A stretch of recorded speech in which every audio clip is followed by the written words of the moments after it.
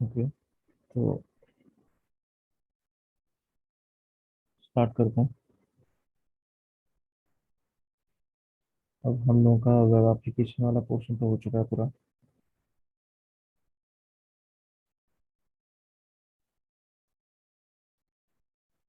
तो आज अपन बात करते हैं क्लाउड कंप्यूटिंग की।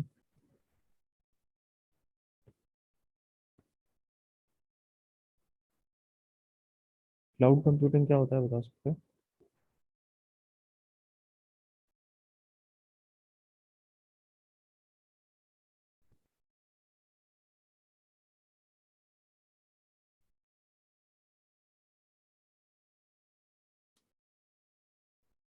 कोई जानता है क्लाउड कंप्यूटिंग के बारे में? क्या होता है क्लाउड कंप्यूटिंग? क्या क्या इन्वॉल्व होता है उसमें? नहीं। ओके। No sir.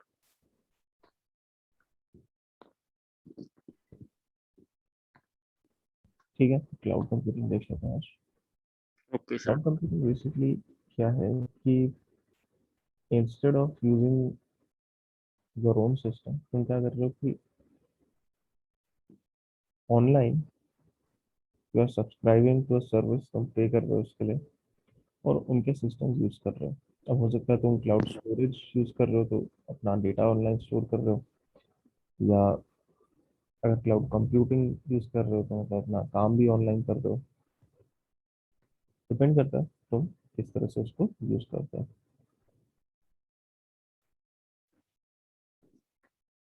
ठीक है, तो क्लाउड कंप्यूटिंग में what is cloud computing? Sir तो एक बार बताना दोबारा क्या था। क्लाउड कंप्यूटिंग सिंपली है कि अपने सिस्टम यूज करने के लिए डायरेक्टली अब अपना सिस्टम यूज करने के बजाय तुम सिंपली ऑनलाइन यूज कर रहे हो सर्विसेज, और जितना भी तुम यूज कर रहे हो उसके हिसाब से तुम पेमेंट कर रहे हो वहाँ पे।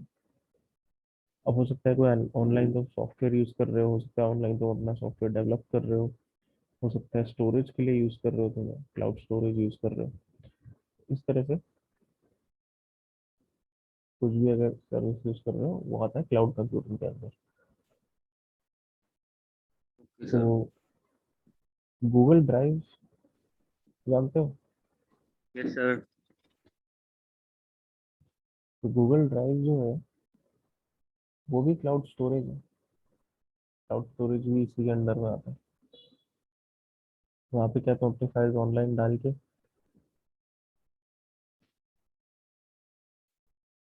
मतलब अपने सिस्टम पे स्टोर करने की जगह ऑनलाइन तुम स्टोर कर रहे हो तो कहीं से भी एक्सेस हो जाती है फाइल्स। इसका ये बेनिफिट रहता है। तो वो होता है क्लाउड स्टोरेज।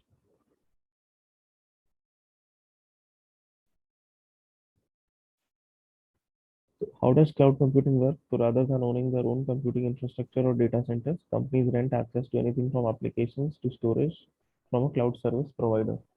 तो जिससे तुम सर्विस परचेज कर रहे हो उसको कहते हैं क्लाउड सर्विस प्रोवाइडर। जैसे कुछ पॉपुलर क्लाउड सर्विस प्रोवाइडर्स में तुम्हारा माइक्रोसॉफ्ट एज्योर आता है, amazon का AWS आता है, amazon वेब सर्विसेज। गूगल का अपना है GCP, गूगल क्लाउड प्लेटफॉर्म। इस तरह की चीजें जो है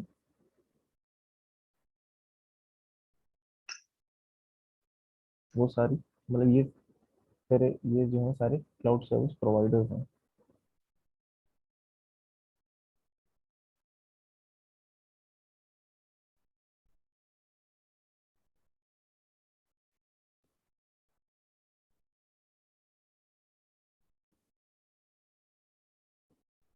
और फिर क्या है कि one benefit of using cloud computing services is that firms can avoid the upfront cost and complexity of owning and maintaining their own IT infrastructure.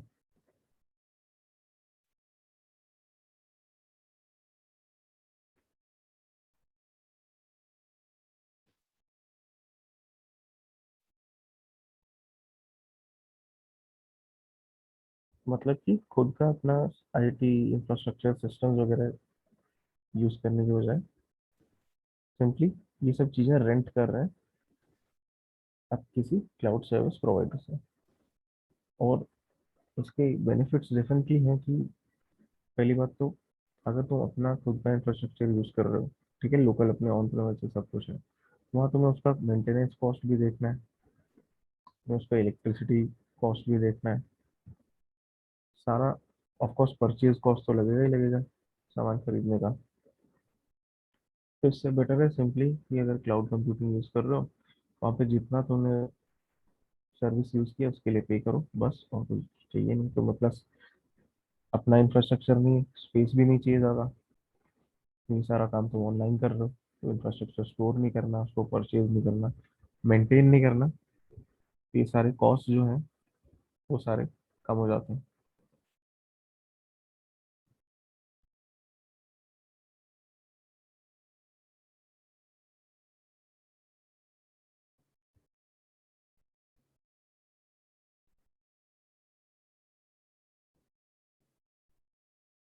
अब क्लाउड कंप्यूटिंग जो है,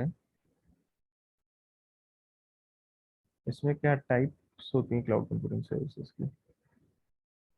तो सबसे पहला तो ये होता है इंफ्रास्ट्रक्चर एज अ सर्विस। ठीक है, टाइप्स होती हैं क्लाउड कंप्यूटिंग सर्विसेज की, क्या क्या सर्विसेज ऑफर होती हैं। Infrastructure as a service, cloud computing models भी बोलते हैं इनको। इंफ्रास्ट्रक्चर एज अ सर्विस में क्या है कि तुम जो क्लाउड कंज्यूमर हो, ठीक है, एक तो कंज्यूमर है, एक सर्विस प्रोवाइडर है। तो जो कंज्यूमर है वो क्या कर रहा है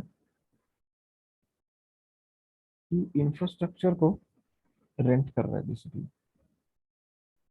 मतलब फिजिकल सर्वर्स उनकी, या स्टोरेज या नेटवर्किंग, ये सब तुम रेंट कर रहे हो। बाकी उस इंफ्रास्ट्रक्चर पे, उस हार्डवेयर पे तुम्हें क्या एप्लीकेशन रन करनी है, क्या सॉफ्टवेयर रन करना है, वो तुम्हारा हेडेक है। तो तुम उस इंफ्रास्ट्रक्चर को ऑनलाइन एक्सेस कर सकते हो, और जो भी सॉफ्टवेयर वहाँ पे चलाना है, जो भी ऑपरेटिंग सिस्टम चलाना है, जो भी उस पर काम करना है, वो तुम हैंडल करोगे। जो सर्विस प्रोवाइडर है वो सिर्फ ये इंफ्रास्ट्रक्चर तुम्हें प्रोवाइड कर देगा, बाकी आगे उसको किस तरह से यूज करना है that is up to the consumer.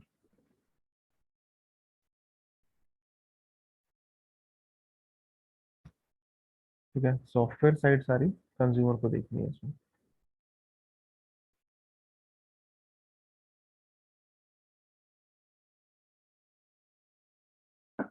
तो कंज्यूमर देख रहा है सॉफ्टवेयर साइड, हार्डवेयर रेंट पे ले रहा है अपने क्लाउड सर्विस प्रोवाइडर से। फिर नेक्स्ट है platform as a service. Platform as a service में क्या होता है कि इंफ्रास्ट्रक्चर तो ठीक है तुम ले ही रहे हो रेंट पे अपने क्लाउड सर्विस प्रोवाइडर से, इंफ्रास्ट्रक्चर तो ले ही रहे हो, वो प्रोवाइड कर रहा है। बट साथ साथ डेवलपमेंट प्लेटफॉर्म भी वही प्रोवाइड कर रहा है, ऑपरेटिंग सिस्टम, उसमें एक डेवलपमेंट एनवायरनमेंट, वो भी वही तुम्हें प्रोवाइड कर रहा है। तो तुम सिंपली फटाफट से उसमें क्या है कि काम करना शुरू कर सकते हो, अपनी एप्लीकेशन बनाना शुरू कर सकते हो। You don't have to worry about installing software, ये सब तुम्हें मैनेज करने का चक्कर ही नहीं रहता है। तो ये भी वही प्रोवाइड करता है। फिर है software as a service. Software as a service क्या होता है कि सिंपली, अब यहाँ पे क्या है, तुम कुछ डेवलप नहीं कर रहे, तुम कुछ वो नहीं कर रहे, सिंपली कोई सॉफ्टवेयर या कोई एप्लीकेशन है जो तुम ऑनलाइन यूज कर सकते हो।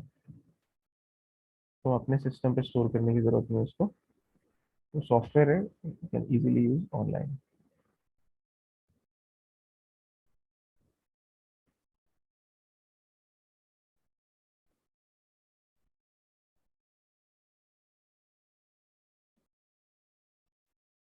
सॉफ्टवेयर एज सर्विस का कोई एग्जांपल बता सकते हैं।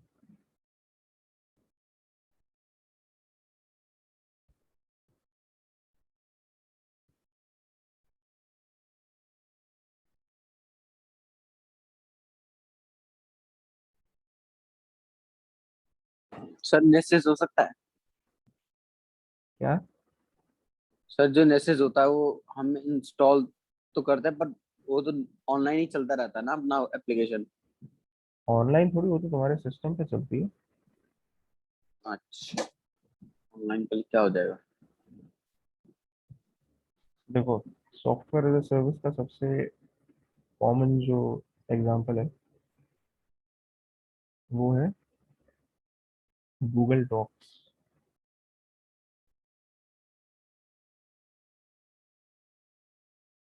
गूगल डॉक्स में क्या होता है, तो ऑनलाइन सिंपली उस पर लॉग इन करो अपने अकाउंट में और गूगल डॉक्स एक्सेस कर सकते हो, अपना कोई भी डॉक्यूमेंट क्रिएट एडिट मैनेज पूरा कर सकते हो ऑनलाइन। ठीक है, तो बेसिकली वो किसके इक्विवेलेंट है, माइक्रोसॉफ्ट ऑफिस। ऑफिस क्या करते हैं, हम अपने सिस्टम पे इंस्टॉल करते हैं, लेकिन गूगल डॉक्स में सारा काम ऑनलाइन कर सकते हैं। तो कुछ इंस्टॉलेशन की जरूरत नहीं, सिंपली ऑनलाइन एक्सेस हो जाता है ब्राउजर में, कहीं से भी एक्सेस कर सकते हैं। तो that is software as a service, कि वो सॉफ्टवेयर है पूरा और उसको ही तुम ऑनलाइन एक्सेस कर रहे हो, वो भी तुम्हें अपने सिस्टम में कुछ इंस्टॉल करने की जरूरत नहीं।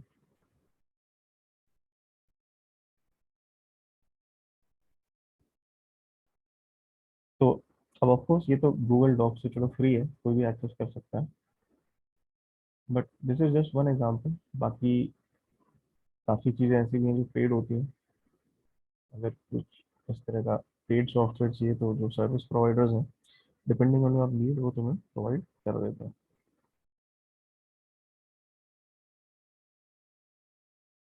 तो ये तीनों चीज़ें क्लियर हुई, infrastructure as a service, platform as a service और software as a service. Clear है?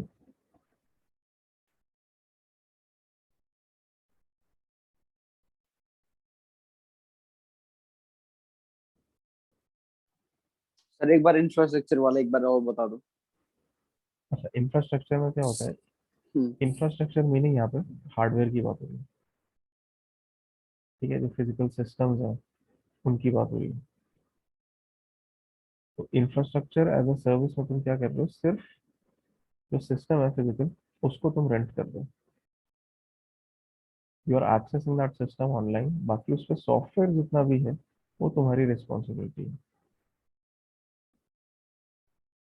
ये एक फिजिकल कंप्यूटर है, सिस्टम है, तुम्हें अपने उसमें नहीं रखना है कुछ, या ऑफकोर्स मल्टीपल सिस्टम्स हैं, you can access them online. तो वो हार्डवेयर पूरा रेंट कर रहे हो वहाँ से, उसको ऑनलाइन एक्सेस करके उसमें जो भी इंस्टॉल करना है सॉफ्टवेयर वो, लेकिन तुम्हारी रिस्पॉन्सिबिलिटी है। इंफ्रास्ट्रक्चर एज अ सर्विस में तुम्हारा प्रोवाइडर तुम्हें इंफ्रास्ट्रक्चर या हार्डवेयर प्रोवाइड करता है। ठीक है। Okay sir. अब नॉर्मली हम लोग जो है इस तरह का यूज़ नहीं करते अपने डे टू डे उसमें, मेनली ऑर्गेनाइजेशंस कंपनीज यूज़ करते हैं इसको, बड़ी बड़ी कंपनीज जो है, क्योंकि उनका क्या है, अपना खुद का इंफ्रास्ट्रक्चर मेंटेन करने से बेटर है कि वो इस तरह की कोई सर्विस यूज़ कर लें। तो ये तीन मेन वो होती हैं जो क्लाउड कंप्यूटिंग मॉडल जो है। अच्छा, अब यहाँ पे एक और था। हाँ, अब एक चीज़ होती है पब्लिक क्लाउड। पब्लिक क्लाउड क्या होता है कि ये सर्विसेज, ये जो क्लाउड कंप्यूटिंग सर्विसेज है, ये पब्लिकली अवेलेबल है, कोई भी एक्सेस कर सकता है, उसको कहते हैं पब्लिक क्लाउड। जैसे मैंने गूगल डॉक्स वगैरह का एग्जांपल दिया, गूगल की जो भी क्लाउड सर्विसेज है सारी पब्लिकली एक्सेसिबल है, कोई भी एक्सेस कर सकता है। ठीक है, चाहे तुम कंपनी काम के लिए कर रहे हो चाहे पर्सनल काम के लिए कर रहे हो, हर कोई उसको पब्लिकली एक्सेस कर सकता है। फिर एक होता है प्राइवेट क्लाउड। प्राइवेट क्लाउड में क्या होता है कि ये भी सिर्फ इसके लिए बनाया जाता है, जो ऑर्गेनाइजेशन हैं, बड़ी कंपनीज हैं, सिर्फ उन्हीं के लिए ये चीज़ अवेलेबल होती है। अब वहाँ पे कंपनीज का क्या है कि उनका एक प्राइवेसी कंसर्न आ जाता है कि भाई हमारा जो डेटा है हम स्टोर कर रहे हैं अगर क्लाउड में, तो उस डेटा के ऊपर कंट्रोल किसका है और किसको एक्सेस मिल सकता है उस डेटा का। तो फिर वहाँ पे क्या होता है, जो क्लाउड सर्विस प्रोवाइडर्स हैं वो एक सेक्शन अपनी जो क्लाउड सर्विसेज का है स्पेशली क्रिएट करते हैं उस कंपनी के लिए, उस कंज्यूमर के लिए, मतलब इस केस में वो कंपनी क्लाउड कंज्यूमर होगी, तो उनके लिए एक स्पेशलाइज्ड अलग से सेट क्रिएट करते हैं सर्विसेज का। और ये सर्विसेज जो है ये सिर्फ ये कंपनी ही एक्सेस कर सकती है और कोई एक्सेस नहीं कर सकता। ठीक है, तो सिर्फ वही वो पर्टिकुलर कंपनी जो है वही उस उन सर्विसेज को एक्सेस कर सकती है। तो उनका जो भी डेटा इस इन क्लाउड सर्विसेज में स्टोर है वो सिर्फ वही एक्सेस कर सकते हैं। तो इसको कहते हैं प्राइवेट क्लाउड, जो सिर्फ किसी एक एंटिटी के लिए प्राइवेट है, उसको और कोई एक्सेस नहीं कर सकता है।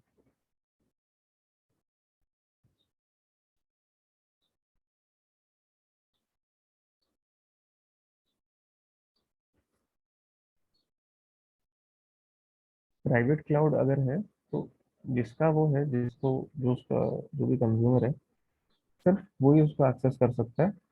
पब्लिकली अवेलेबल नहीं होती है सर्विसेज, वो सेट इन सर्विसेज का। तो प्राइवेट क्लाउड में अगर किसी कंपनी का डेटा है तो वो डेटा सिर्फ वही कंपनी एक्सेस कर सकती है। ठीक है, वो डेटा सेपरेट उसमें होता है। जो सर्विसेज वो यूज कर रही है वो अगर प्राइवेट क्लाउड में है तो वो भी सिर्फ वही लोग यूज कर सकते हैं जो उस कंपनी के पार्ट है, कोई और नहीं यूज कर पाएगा। फिर एक होता है हाइब्रिड क्लाउड। हाइब्रिड क्लाउड मतलब इस तरह की सिचुएशन होगी जैसे कंपनी है, उन्होंने कुछ अपना डेटा, कुछ प्रोजेक्ट्स, कुछ एप्लीकेशंस पब्लिक क्लाउड में रखी हुई हैं, कुछ रखी हुई हैं प्राइवेट में। तो इस तरह के सिचुएशन को कहते हैं हाइब्रिड क्लाउड।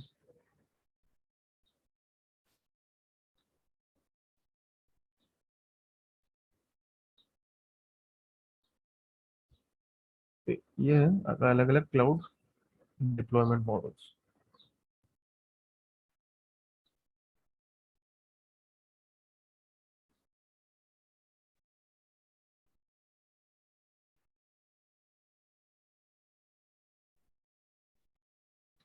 तो क्लाउड कंप्यूटिंग के क्या बेनिफिट्स हैं? बेनिफिट्स मेनली है कि एक तो कॉस्ट कम हो जाता है तुम्हारा ओवरऑल, कि परचेज नहीं करने पड़ती चीज़ें, मेंटेनेंस कॉस्ट ये सब कम हो जाता है, खर्चे कम हो जाते हैं ये वाले।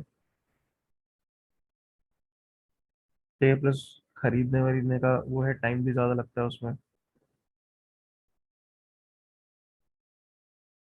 प्लस अगर कोई सर्विस क्लाउड में है, मतलब अगर मान लो सब लोग क्लाउड यूज़ कर रहे हैं, तुम्हारे प्रोजेक्ट्स क्लाउड में है, कोई भी कहीं भी उसको एक्सेस कर सकता है।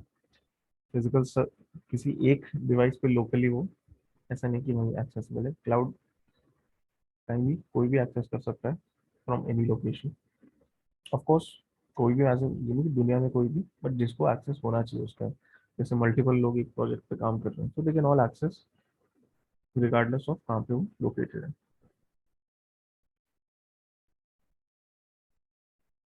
फिर एक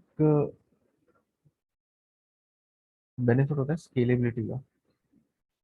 मान लो तुम्हारे पास मतलब कंपनी जो भी कंज्यूमर है उनके पास ऐसी सिचुएशन है कि फॉर सम वीक्स कुछ पर्टिकुलर हो सकता है किसी सीजन में, किसी पर्टिकुलर टाइम में उनको कोई एप्लीकेशन चलानी है क्लाउड में। ठीक है, और वो सिर्फ उसी कुछ पर्टिकुलर टाइम के लिए चाहिए, 2-3 महीने मान लो।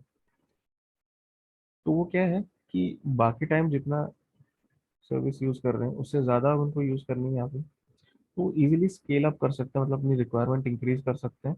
और उस हिसाब से उनको जो भी है प्रोवाइडर सर्विस प्रोवाइड कर देगा।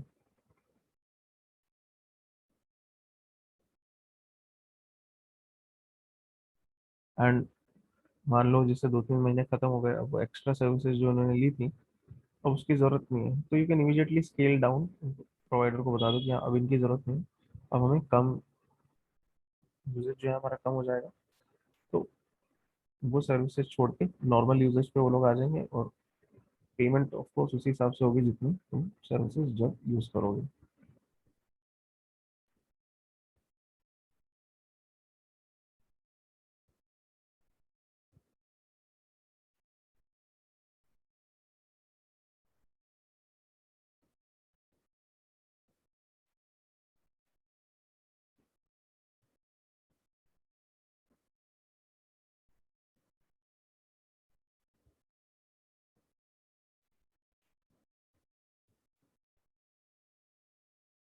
ये स्केलेबिलिटी जो है एक बहुत बड़ा बेनिफिट होता है।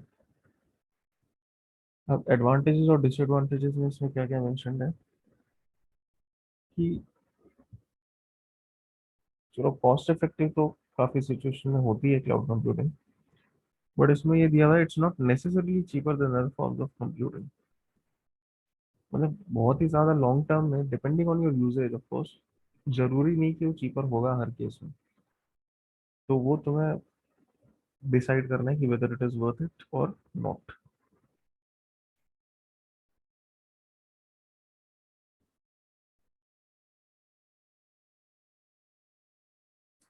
फिर हो सकता है अगर ऑलरेडी तुम्हारा बहुत सारा डेटा है ऐसा जो क्लाउड में नहीं है, तो उसको माइग्रेट करना भी एक इशू हो जाता है कि उस सारा का सारा डेटा कैसे शिफ्ट करें। That can also be a huge issue.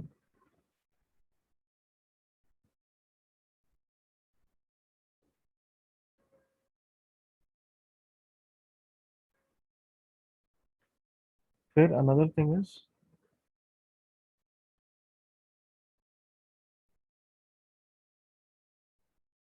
कि अब वो जो डेटा है वो कंप्लीटली तुम्हारे कंट्रोल में नहीं है।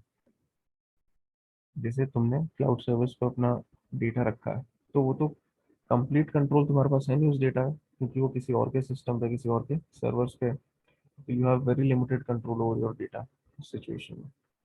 तो एक ये भी इशू रहता है, हर कोई कंफर्टेबल नहीं होता कि कंट्रोल किसी दूसरे को देने में।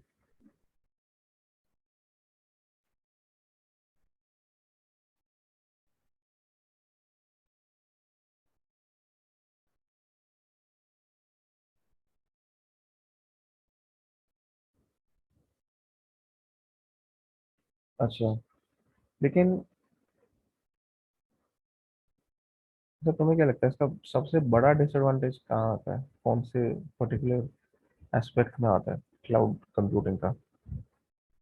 What do you think would be the biggest disadvantage?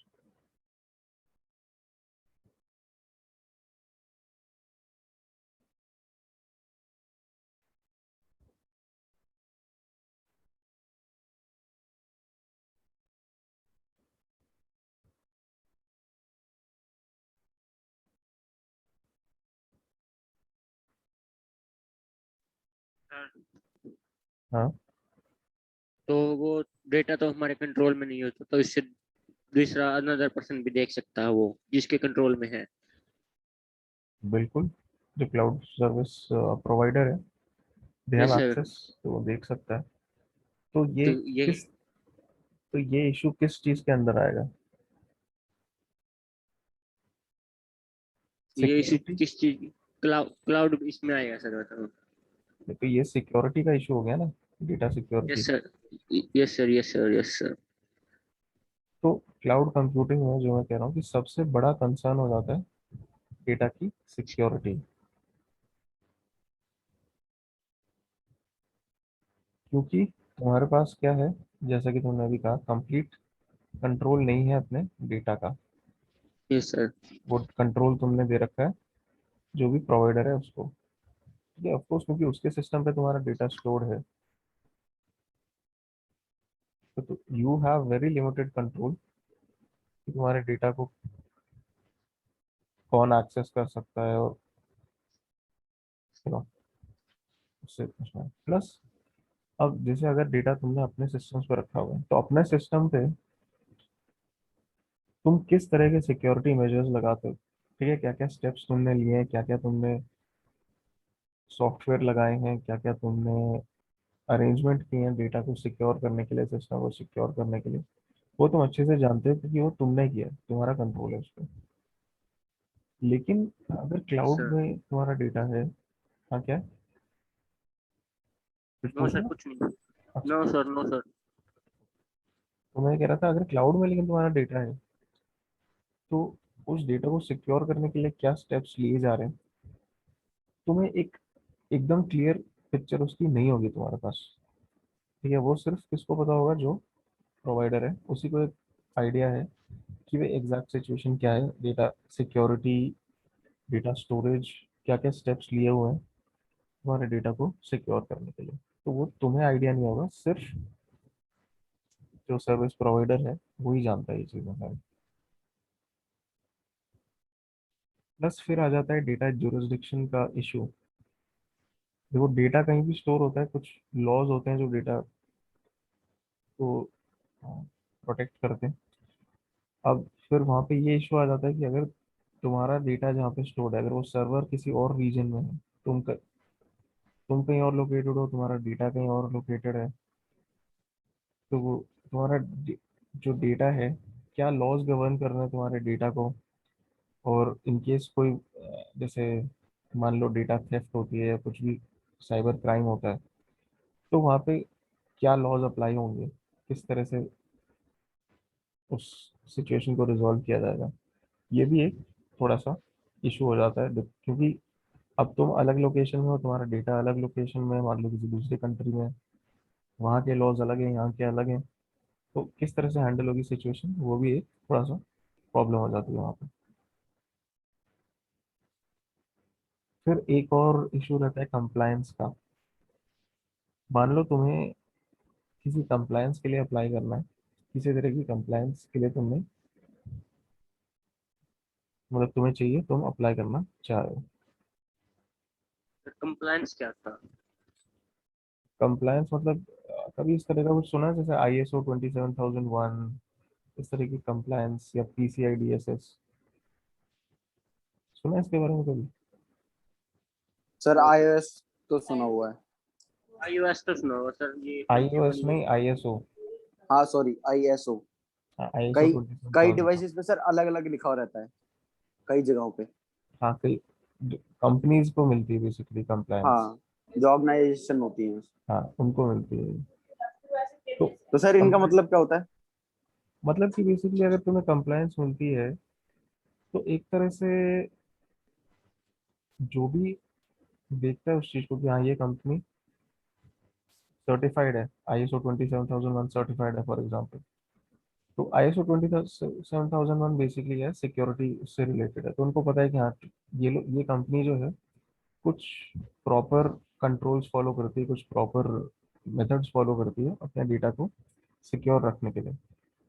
अच्छा, मतलब सर एक तरीके से स्टैंडर्डाइज सिक्योरिटी प्रोवाइड करती है कि ये रूल्स हैं इनके, इसे हाँ, ये लोग सर्टिफाइड फॉलो है ये। करते हैं। हाँ, एग्जैक्टली ओके। exactly. ओके। तो कंप्लायंस अगर तुम्हारे पास है, तो बेसिकली तुम्हारी image to the consumers, to the industry, एक वो इम्प्रूव हो जाती है वहाँ पे। क्योंकि कंप्लायंस तभी मिलती है अगर जो भी उस कंप्लायंस के रिक्वायरमेंट्स हैं वो सारे तुम मीट करोगे, तो वो फुलफिल हो रहे होंगे तो।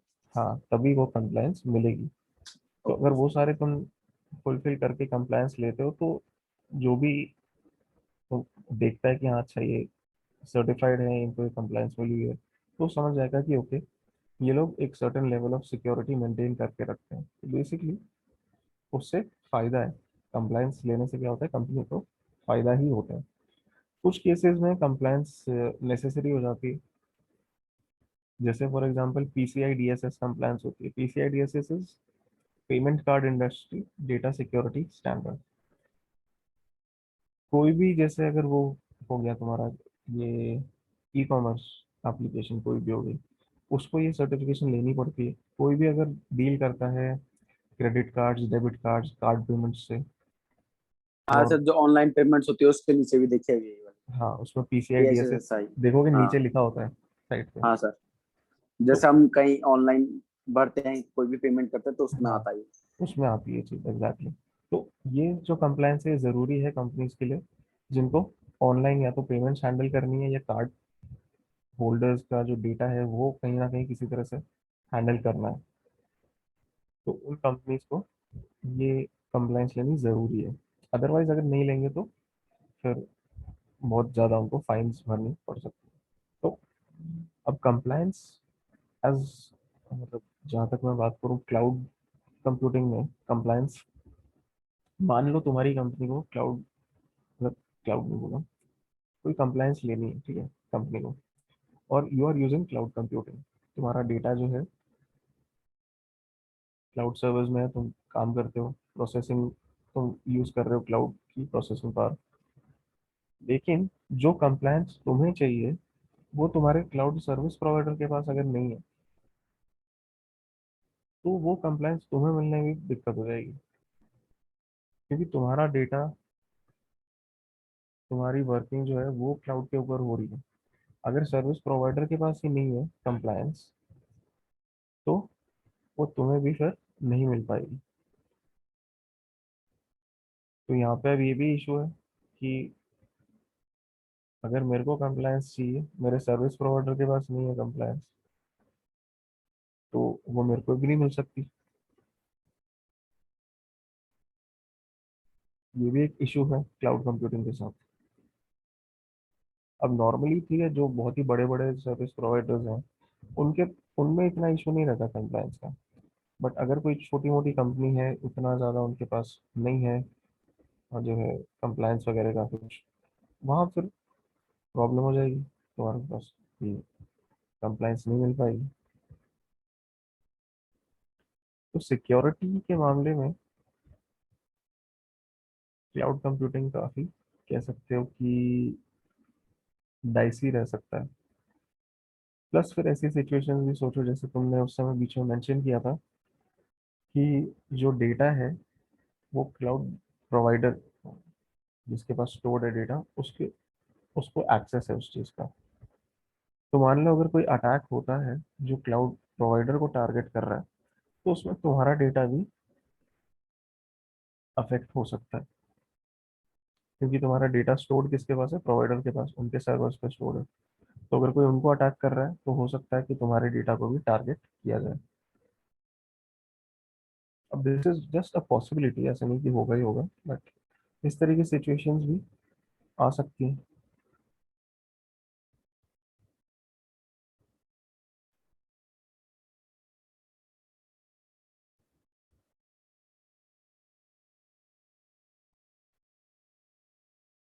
तो फिर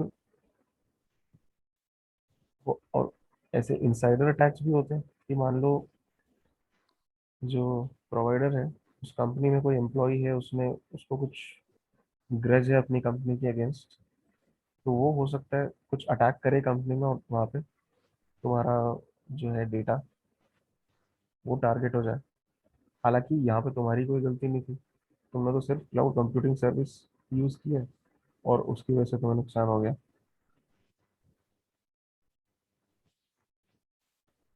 तो ऐसी बहुत सी सिचुएशंस हैं, बहुत से जो है कंसिडरेशंस रखनी पड़ती हैं before you commit to using a cloud service provider. तो अब सीधे सीधे डायरेक्टली ऐसे नहीं कि हाँ चलो ठीक है भाई यूज़ करते हैं क्लाउड कंप्यूटिंग। काफ़ी कुछ सोचना पड़ता है, काफ़ी कुछ ध्यान में रखना पड़ता है। अगर जो रिस्क है वो वर्थ इट है तुम्हें, कि हाँ नहीं बेनिफिट लेकिन काफ़ी ज़्यादा हो रहा है, रिस्क ली जा सकती है, तो ही फिर कंसिडर किया जाता है कि हाँ तो हम सर उसको यूज़ करेंगे। तो सर बेसिकली जो सिक्योरिटी कौन ज्यादा प्रोवाइड करवाएगा, जो फिजिकल कंप्यूटिंग है या फिर ये क्लाउड कंप्यूटिंग? मतलब हम अपने आप सिक्योरिटी। को सिक्योर, कौन डाटा ज्यादा सिक्योर रख सकता है?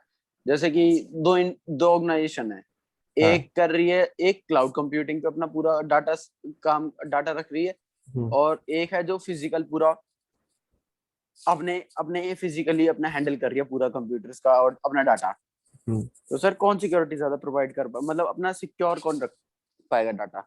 सिक्योर, ज़्यादा सिक्योर वो होगा जो ऑन प्रेमाइसेस रख रहे हैं अपना डेटा। मतलब सर? ऑन प्रेमाइसेस मतलब कि अपने ही उसमें अच्छा। लोकल उन्होंने मेंटेन किया हुआ है। लेकिन ये नहीं कि क्लाउड का बिल्कुल ही इनसिक्योर है। सपोज अगर हम्म। तुम ढंग का प्रोवाइडर यूज कर रहे हो, तो हम्म। They provide a good level of security, but okay. Of course इतना अच्छा वो नहीं हो सकता जितना कि तुम खुद से वो करोगे। मतलब वहाँ तुम्हारे पास कंप्लीट कंट्रोल आ जाता है ना फिर, और जो चीज़ें मैंने बताई वो इश्यूज भी कंसिडर करने होते हैं। तो स्लाइटली बेटर वो सिचुएशन रहेगी जहाँ पे तुमने अपना वो किया हुआ है, अपने प्रेमाइसेस पे किया हुआ है, strictly in terms of security. बाकी दूसरी कंसिडरेशंस तुम्हारे पास होंगी कॉस्ट वगैरह की, वो डिपेंड करते हैं सिचुएशन पे। बट स्ट्रिक्टली सिक्योरिटी का अगर मैं बात करूँ, तो वो लोकल ऑन प्रेमाइसेस रखने में वही बेटर ऑप्शन है उनके।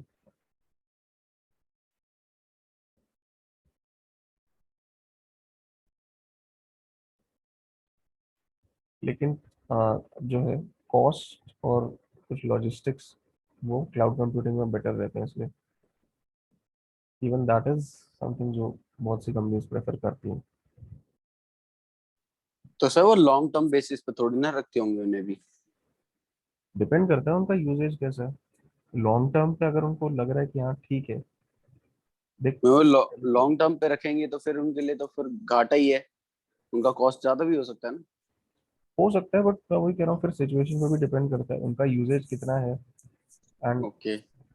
अगर वो ऑन प्रेमाइसेस करते तब उनके कितने कॉस्ट आते, तब क्या उनको मतलब सिचुएशन रहती, वो डिपेंड करता है। वही कह रहा हूँ ना, देखो हर कंपनी के लिए सेम चीज अप्लाई नहीं होगी। वो डिपेंड करेगा कि तुम्हारी कंपनी, तुम्हारी क्या सिचुएशन है। वो थोड़ा थोड़ा डिफरेंस रहेगा हर किसी के लिए। उसमें कोई एक वो नहीं है जो हर किसी के लिए चले ना, हर किसी की रिक्वायरमेंट्स डिफरेंट होती हैं। हर किसी का इंफ्रास्ट्रक्चर जो वो यूज़ करते हैं वो डिफरेंट होता है। हर किसी की सिचुएशन भी डिफरेंट होती है ना। जैसे यहाँ पे एक मैंने पॉइंट उठाया था कि डेटा माइग्रेट करना भी एक इशू है। अगर ऑलरेडी तुम्हारे पास बहुत से प्रोजेक्ट्स हैं अलग अलग सिस्टम्स पे, अलग अलग कॉन्फ़िगरेशंस पे, उनको माइग्रेट करना क्लाउड में वो भी अपने आप में काफ़ी टाइम कंज्यूमिंग है। अपने आप में एक थोड़ा सा इसको कह सकते हो झंझट है वो भी। इसलिए ज़रूरी नहीं है कि हर कंपनी के लिए क्लाउड कंप्यूटिंग एक अच्छा सोल्यूशन होगा। Definitely not necessary.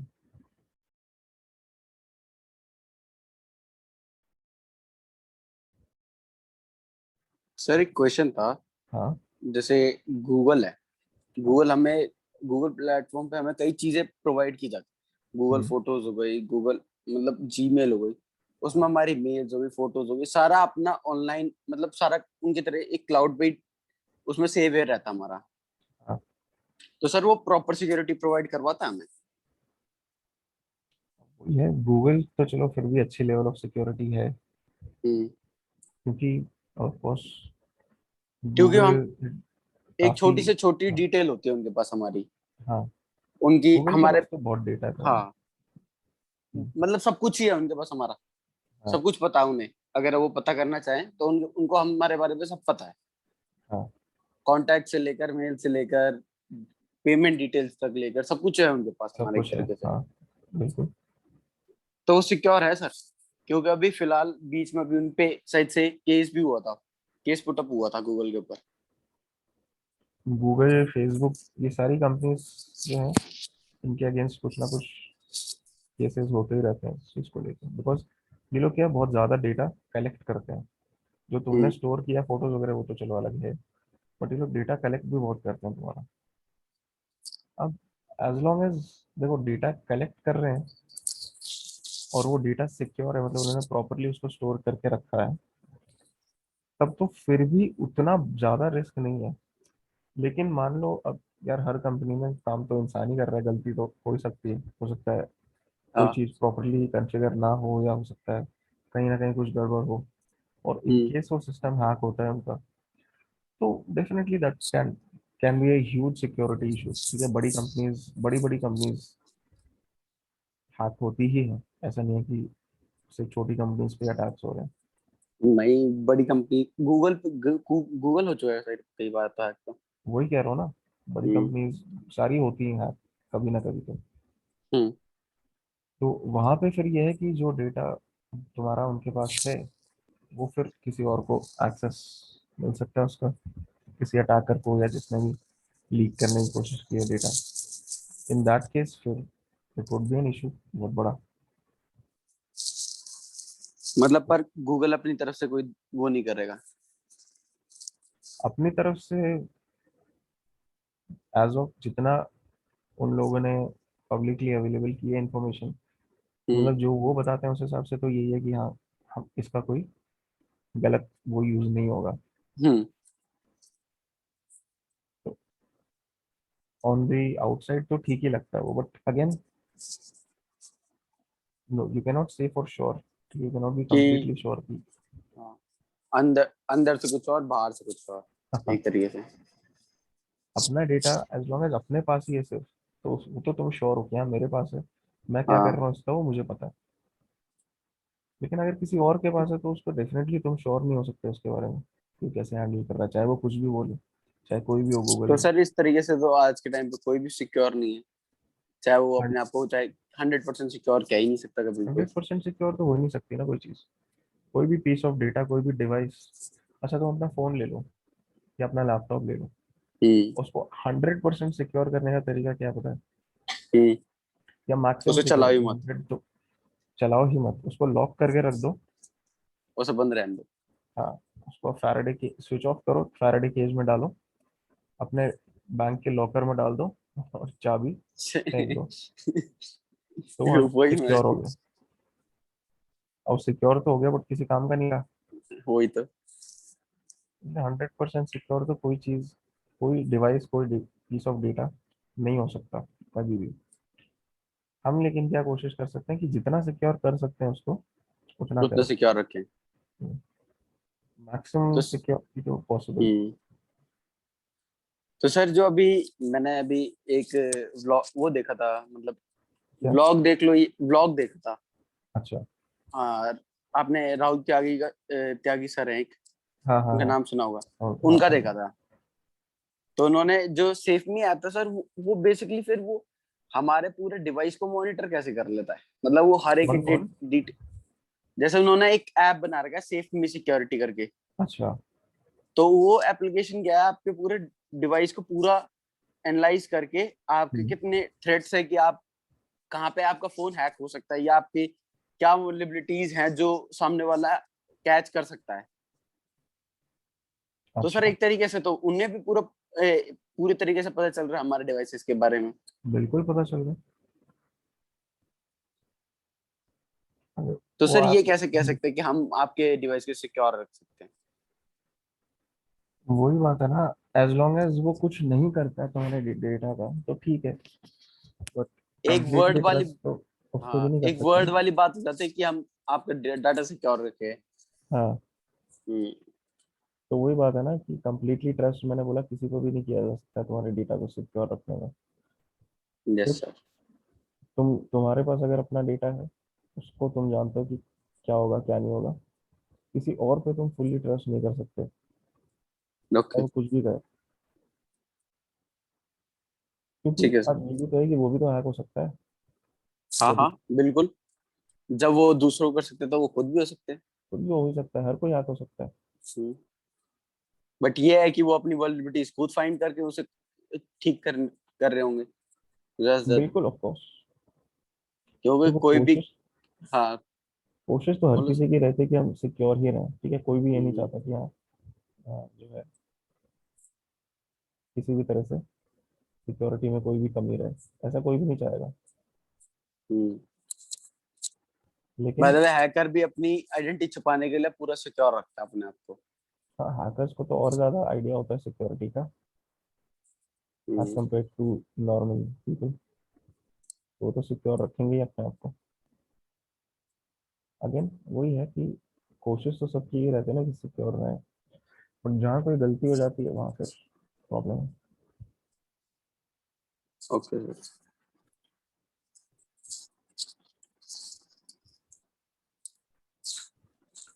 तो अच्छा, क्लाउड कंप्यूटिंग में जो है इसमें कोई प्रैक्टिकल नहीं है इस टॉपिक में, because of course cloud services hack करना उसकी कोई परमिशन देगा नहीं कि तुम हैक करो। एक नॉलेजेबल के लिए, बस एक नॉलेज के लिए। ये इस पे क्योंकि क्लाउड कंप्यूटिंग आज की डेट में काफ़ी जो है कह सकते हो ट्रेंडिंग है, कंपनी इसको अडॉप्ट कर रही है काफ़ी बड़े स्केल पे, और सब कुछ क्लाउड की तरफ जा रहा है आजकल, इसलिए इसको डिस्कस करना जरूरी है, इसके बारे में तो पता होना जरूरी है, और इसके जो रिस्क एसोसिएटेड है इसके साथ वो जानना भी जरूरी है। तो जो चीज़ें हमने डिस्कस की मेनली तो रिस्क मतलब वही है, ये सब it's very important to understand कि क्लाउड कंप्यूटिंग होता क्या है, किस तरह से काम करता है, कि क्या प्रॉब्लम्स हैं उससे एसोसिएटेड। ठीक है, तो क्लियर है ये सारी चीजें जो हमने डिस्कस करी हैं अभी? Yes sir. Okay, good. Sir sure. हाँ बोलो। मैं ये पूछ रहा था सर, जैसे एआई आर्टिफिशियल इंटेलिजेंस हाँ, सर, जो हमारे सिक्योरिटी इश्यूज है वो उसे ओवरकम कर लेगा? एआई अब डिपेंड करता है कि एआई कितना एडवांस्ड है। एआई किस हिसाब, जो आज के डेट में तो क्या कंप्लीटली अभी तो नहीं सर, इंडिपेंडेंट पर तो आगे है नहीं आने एआई। वाले टाइम पे। आने वाले टाइम पे हो सकता है, अभी तो क्या कह सकते हैं आगे क्या होगा उसका, कुछ किसी को कहा नहीं थोड़ी पता। जा सकता है। कि एआई अभी तो क्या, आप जो भी है ट्रेन कर रहे हो तो उसको उस हिसाब से काम कर रहा है, तो तुम उसको जितना बता दोगे वो कितना पता रहेगा उसे? हाँ काम कर लेगा। फुल्ली इंडिपेंडेंट एआई तो एज ऑफ नाउ अभी तो है नहीं, मूवीज में ही है वो तो सब। तो कह सकते हैं अगर इंडिपेंडेंट एआई हो तो हम्म। वो एक तरीके से ओवरकम कर लेगा सिक्योरिटी इश्यूज को जितने भी है। आइडियली करना चाहिए, बट करेगा या नहीं वो तो ये तो प्रैक्टिकल लाइफ में पता चलेगा। प्रैक्टिकली, हाँ, तो अभी नहीं कह सकते। Okay sir. लेकिन एआई सिक्योरिटी वाइज एआई को यूजली उतना वो नहीं दी जाती है, कि मेनली ज़्यादातर जो लोग हैं इंडस्ट्री में उनका ये ओपिनियन है कि सिक्योरिटी इज समथिंग जो एआई पे ट्रस्ट नहीं कर, इंटरेस्ट नहीं कर सकते एआई को ओके, सिक्योरिटी से, क्योंकि एटलीस्ट अभी एआई भी तो और आने वाले कंट्रोल हो बहुत सकता है सालों ना के लिए। सर। हम्म। एआई भी तो कंट्रोल हो ही सकता है, कोई ना कोई तो एआई कंट्रोल कर ही रहा है। एआई, वो अभी जो जितने भी इम्प्लीमेंटेशन है एआई की वो तो सारी ऐसी ही हैं। अब हाँ। अल्टीमेटली तो गोल यही होगा कि फुल्ली उसको इंडिपेंडेंट बनाओ, बट इवन देन जो जितनी उसको नॉलेज मिली है वो उसी के बेसिस पे काम कर सकता है, हम्म। अनलेस ऑफ कोर्स उसकी एग्जैक्ट वर्किंग क्या होगी वो तो अभी इस टाइम पे हम नहीं कह सकते। Okay sir. बट जितने भी ऑटोमेटेड है, ऑटोमेशन है, ऑटोमेटेड टूल्स हैं सिक्योरिटी में जो यूज होते हैं, तो उसमें हम्म। भी हमेशा यही है कि वो मैनुअल जो एक अप्रोच है उसको रिप्लेस नहीं कर सकते, क्योंकि कोई भी अगर नई चीज आती है, कोई नई थ्रेट आती है जो पहले नहीं देखी हुई है, तो हम्म। उसको तो तुम्हारी ऑटोमेशन हैंडल कर ही नहीं पाएगी। हाँ। वो तो उसके लिए तो वहाँ पे तुम्हें मैन्युअली उसको अप्रोच करके देखना पड़ेगा कि हाँ। सिचुएशन है, कैसे इसको डील करना है, कैसे हैंडल करना है।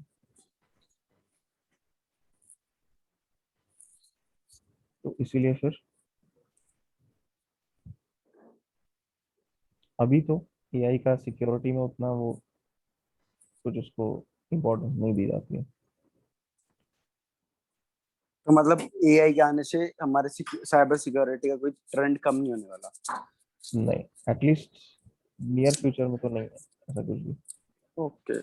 आने वाले काफी सालों तक ऑटोमेशन से साइबर सिक्योरिटी तो शायद उतनी नहीं होगी।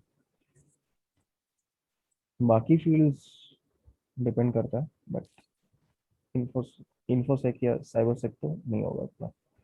ओके। ओके, ठीक तो है ये सर। था हमारा इसका डिस्कशन, क्लाउड कंप्यूटिंग का टॉपिक ये हमारा हो गया। अब तो हमें बाकी जो है बैच में उनसे कांटेक्ट में हो तुम लोग? हाँ सर, ग्रुप क्रिएट बना रखा है एक व्हाट्सएप ग्रुप। अच्छा, जैसे आज भी तुम लोग दो ही हो, बाकी लोग गायब। कल भी दो ही थे सर। हाँ, पिछले 2-3 सेशन से ऐसा ही है। पता नहीं सर, जो नेटवर्क नवनीत है, नवनीत तो बोलता है कि मैं थोड़ा अपने काम से बिजी रहती हूँ, या उसकी अभी हेल्थ खराब हो रखी है, उसका मैसेज जितना आया था। अच्छा, हाँ।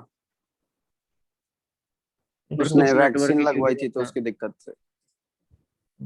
अब हेल्थ का तो चलो, अगर तबीयत खराब है तो डेफिनेटली वो प्रायोरिटी हुई है कि रेस्ट करो, रिकवर वो करो। उसने वैक्सीन लगवाई थी ना सर, फर्स्ट डोज, तो उसकी वजह से अच्छा। उसके थोड़े सिम्टम्स ऐसे आए, हाँ, उसकी वजह से काफी बस। लोगों में है वो चीज, तो वैक्सीन का हम्म। रिएक्शन ऐसा आ रहा है। अच्छा, अब वो ये कि फिर टॉपिक्स जो हैं उनका मिस हो रहे हैं, तो फिर वही रिकॉर्डिंग सर देख के। रिकॉर्डिंग फिर उतना नहीं समझ में आता ना, रिकॉर्डिंग से जो सामने डाउट्स क्लियर हो जाते हैं। हाँ वो तो है, अब यार क्या करें, लेकिन अगर नहीं अटेंड कर सकते तो फिर वही ऑप्शन रहता है रिकॉर्डिंग का। सर एक सजेशन और चाहिए था आपसे, क्या कि जैसे सर हैक द बॉक्स जो है है? सर, उस पे अभी हम स्टार्ट कर सकते हैं या अभी उस लेवल पे हमारा है नहीं? अभी नहीं है। अभी नहीं है अभी ना सर? अभी नहीं है। हाँ हैक द बॉक्स की देखो, हैक द बॉक्स अच्छा प्लेटफॉर्म है, मैं ये नहीं कहूँगा कि मत यूज करना उसको। हाँ हाँ द थिंग इज कि उन्होंने उसका लेवल इंटेंशनली थोड़ा हाई रखा है। तो हाँ। अभी अगर बहुत ज़्यादा टाइम तो हैक द बॉक्स पे स्पेंड करोगे, हो सकता है नहीं उतना कुछ सॉल्व हो पाए, तो वहाँ पे फिर क्या होता है कि थोड़ी सी डिस्करेजमेंट आ जाती है कि अरे यार हाँ हो नहीं रहा है। डिसअपॉइंटमेंट होती है थोड़ी। हाँ, तो वो नहीं सर, चीज़। मैंने एक दो चीज देखी थी, एक दो लैब्स देखी थी, हाँ, तो एक तो थोड़ी बहुत समझ में आई थी, पर वो चीज हम अभी कर नहीं सकते। उसके लिए थोड़ा मेरे को स्टडी और प्रैक्टिकल चीज करनी पड़ेंगी अभी। मैंने वही कह देखा रहा हूँ था ना, यूज थोड़ा करके। सा अभी उस जो वो है हैक द बॉक्स, उतना उस पर फोकस मत करो। नहीं सर, अब तो पहले अपनी प्रैक्टिकल जितनी भी स्कैनिंग हो गई, ये सब इन पे थोड़ा ध्यान दे रहा हूँ। इन पे हाँ, वही कह रहा हूँ, उस एकदम अच्छे से ये सब चीज़ें प्रैक्टिस कर लो, तब जाके फिर सर आगे। मेन फोकस तो अभी फिलहाल स्कैनिंग पे दे रहा हूँ, क्योंकि स्कैनिंग हो गई ना, तो उसके बाद आगे बढ़ूंगा थोड़ा। स्कैनिंग, जैसे मैं तो ये कहूँगा तुम्हारा सबसे जो वो है, क्या कह सकते हैं, सबसे main important topic, topic main तुम्हारा टॉपिक। यही है। स्कैनिंग ही है। हाँ, ओके सर। इवन जैसे। सर हाँ हाँ बोलो। हाँ बोलो। हाँ, कुछ कह रहे थे तुम, क्वेश्चन। सर, बोलो बोलो। सर हाँ, VoIP क्या होता है सर? VoIP। VoIP, अच्छा। Yes sir. VoIP क्या होता है? Simply voice over IP. ठीक है, जिसमें अब नॉर्मली अपन क्या करते हैं कि कॉल्स करते हैं तो अपन फोन उसके थ्रू कर रहे हैं, पर VoIP में क्या है, इंटरनेट के थ्रू वॉइस कॉल्स हो जाती हैं, उसको कहते हैं VoIP, voice over IP. Sir उसमें अपना कॉन्टैक्ट नंबर या कुछ डिटेल नहीं जाती? नहीं, वो तो डिपेंड कर रहा है तुम कैसे कॉल कर रहे हो। अब ओके सर। ऐसा नहीं कि कॉन्टैक्ट नंबर नहीं जाएगा। अब जैसे ये था, आज जो 4G इंट्रोड्यूस हुआ था, तब VoIP पे शिफ्ट हो रहा था काफी कुछ, जैसे जियो ने वाले जो आए थे, उन्होंने क्या किया था, VoIP पे शिफ्ट कर दिया था अपना। तो ट्रेडिशनल कॉलिंग है उससे डिफरेंट है, ब्रॉडबैंड कनेक्शन का यूज करता है वो इंटरनेट कनेक्शन का कॉल्स करने के लिए। Yes sir. अब जैसे व्हाट्सएप कॉलिंग हो गई, वो सारी VoIP पे होती है।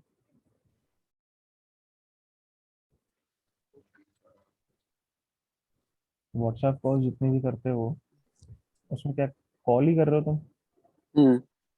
यस सर, लेकिन यस सर। किससे, इंटरनेट यूज करके, तो वो भी VoIP टेक्नोलॉजी यूज होती है वहाँ पे। मतलब उसको बेसिकली उस तरह के कॉल्स को VoIP कहते हैं, voice over IP, internet IP. Protocol. हाँ, simply. Yes sir, yes. Okay, तो अच्छा, अब क्लाउड कंप्यूटिंग तो हो गया, तुम्हारे जो है 4 और टॉपिक्स बचे हैं, ठीक है, सिलेबस में। हम्म। और 4 और टॉपिक्स हैं। अब आज वही है, ज़्यादा लोग आए नहीं है, तो मैं अभी नेक्स्ट नहीं करा रहा। होपफुली देखते हैं, कल अगर ज़्यादा लोग आते हैं तो। सर कल क्लास लगेगी या मंडे को? कल कल कल लगेगी। कल सैटरडे को सैटरडे लगेगी को भी? सर? हाँ, ठीक है सर। ठीक है, तो okay sir. Sir site site भी सर, और मैंने उसमें ट्राई किया था ये लिंक, वो अपनी खोलने के लिए, हम्म। तो सुबह पेज ही नहीं ओपन हो रहा था सर। अब तो पेज तो ओपन हो गया। अब ईमेल हाँ, आईडी डाल के दोबारा बताऊंगा सर। उसमें एक फ्री अकाउंट जो है वो बनाना पड़ेगा तो एनजीओ के लिए। उसके लिए तो ईमेल आईडी डालनी पड़ेगी ना सर। हाँ हाँ। तो सर मेरा वो इशू नहीं है, हम्म। मेरा मालवेयर वाला इशू है सर। मालवेयर वाला दिखाओ क्या प्रॉब्लम आ रही है। एक मिनट रुकिए सर। सर इससे आगे जा ही नहीं रहा ये। एक second. Started reverse TCP class handler. हाँ। अब जो क्लास स्टार्ट की थी तब का है सर ये। अरे तो जो मालवेयर है, जिस जिस सिस्टम में डाला है वहाँ पे एग्जीक्यूट होगा तभी आएगा ना कनेक्शन उसका। एग्जीक्यूट मैंने रन भी कर दिया सर, जैसे हमने कल किया था वैसे कर दिया था सर। लिंक रन सेंड किया बना उसको। के सर, लिंक बना के सर। जो विंडोज सिस्टम में डाली है ना तुमने वो file, exe file, yes yes उसमें सर। जाके एग्जीक्यूट करो उसको। एक मिनट सर, आपको दिख रहा विंडो? हाँ हाँ। तो सर मैंने वो टेलीग्राम के थ्रू किया था सर, ये रहा। अच्छा। तो सर मैंने इस पे क्लिक कर दिया, तो लाइन एक्सिस में सेंड किया सर। हम्म। तो डाउनलोड करें सर? करो। डाउनलोड हो रहा सर।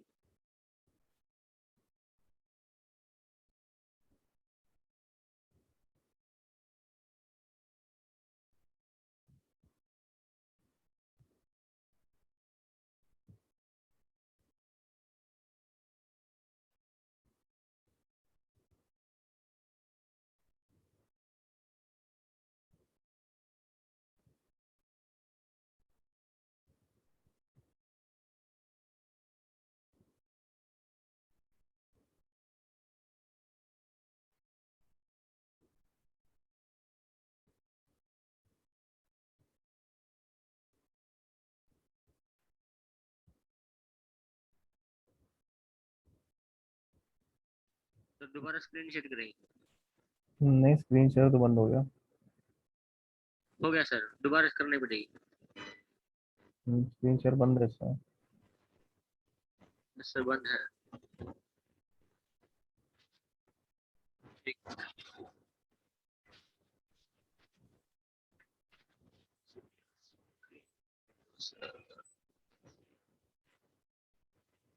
हो गया सर। सर हाँ, अब रन दिख करो रहा इसको। है। Run sir. View. Down computer, view down actions.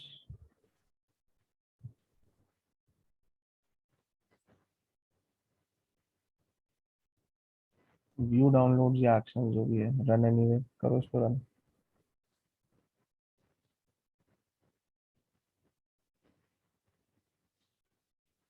अब सर।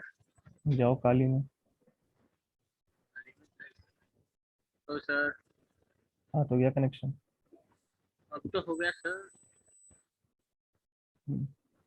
सर आपने जादू कर दी। अरे ऐसे ही तो किया था अपने सिस्टम पे भी। मैंने सुबह का ट्राई कर रहा था सर। ऐसे ही सर। यही चीज की थी। बिल्कुल यही की थी सर मैंने।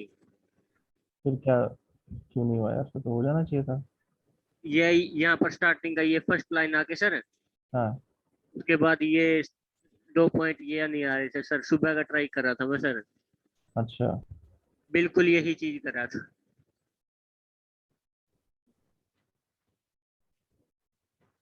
Okay sir. ठीक सर है। ये एक ये एंड्रॉइड के लिए किया था मैंने सर, एंड्रॉइड यहाँ पर विंडो की जगह पे हम्म। ये इनवैलिड पेलोड दिखा रहा है सर। एंड्रॉइड का भी हम लोग कवर करेंगे। आगे करेंगे सर। हाँ। तो अब क्रॉस कर दें। क्लोज कर दो।